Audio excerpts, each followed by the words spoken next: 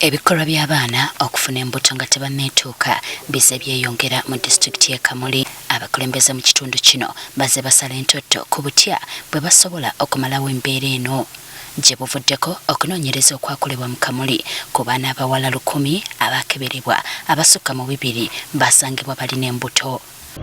Ekyobulumi bayagaana mu n'abasiriimu nga bafunye olubuto bafuna siriimu aye nga kalina okuva mu isomero bavaamu.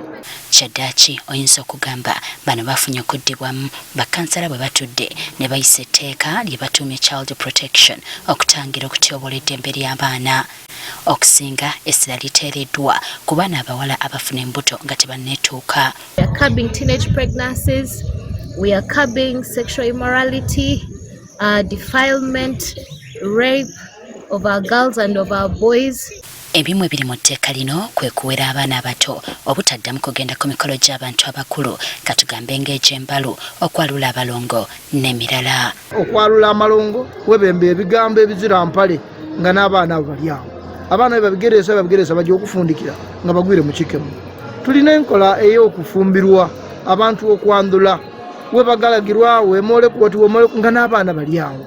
Waliwo n'emirimu gisimbiddwako essira obutakkirizibwa kukolebwa abaana bato egiyinza okubasindiikiriza mu bikolwa eby'okwegatta. Edano n'omwana wo myaka 12 omwana mifo ky'ojja ku isomero bamutwala yatema ebikaddo batandika omwegesa ofune sente takaali muto wajja okwogera ku n'omwana oyo ng'omwana akwewagwire kutakaasoboka. As markets and other jobs like being house girls, house boys, those places are not going to be able to employ children anymore under contracts. Etteeka lino era lyongedde okumyumyula obuvunaanyizibwa obw'omuzadde oba oyo alabirira omwana kuba kizuuliddwa nga bangi beesuuliddeyo kwa naggamba. Toyidi na mwana yali omwana ajja okwira nga ebigambo byali isuulawo nga byasa n'ensuwa. Kale etteeka lino bwena balibise lidda kuba litwamba ni kubazaire abazira buvunaanyizibwa abaana abali kwewagulanga. N'abaana bano okusoma kugenda kussibwako amaanyi kuba bangi ekibasindise mu bufumbo nga bakyali bwe butasoma. You find a boy of 17 years getting married to a girl of 14 years or a boy of 15 getting married to a girl of 14. So this is what we are calling child marriage. Ab'ekitongole kye Helps Uganda bagamba bakolaganiramu ne gavumenti ez'ebitundu okulaba ng'etteeka lino liteekebwa mu nkola. But even last financial year the district had 5,000. It had 6,000.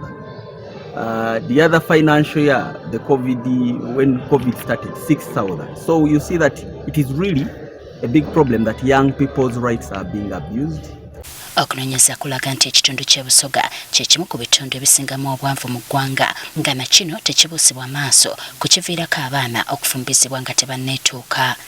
Kati ekirindiriddwa yesaba olweza gavumenti okuwa bano olukusa okugenda mu maaso n'etteeka lino eriyisiddwa oluvannyuma lw'okuwabula kwe okutandika okukola.